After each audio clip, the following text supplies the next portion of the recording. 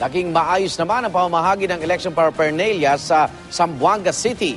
Nakatutok doon live si Rafi Tima. Rafi! Tahimik pa nga rin dito sa Zamboanga City, Igan, 2 tulog na lang bago mag-eleksyon. Patuloy naman ang distribution ng election paraphernalias para sa mga barangay na nasa malalayong lugar. At ang otoridad sa kalapit na probinsya ng Basilan, nakaalerto sa posibleng panggugulo ng Abu Sayyaf. Inihatid na kanina sa huling hantungan si Staff Sergeant Ferdinand Costan sa Zamboanga City.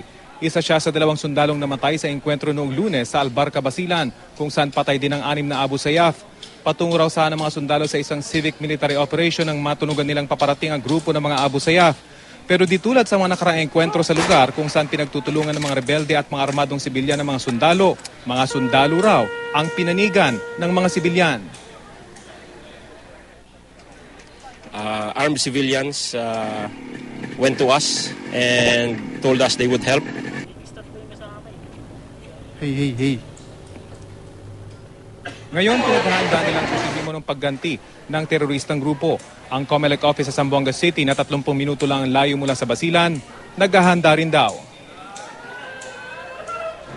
So far naman, yung mga coastal natin tsaka island barangays, enough naman po ang mga securities natin.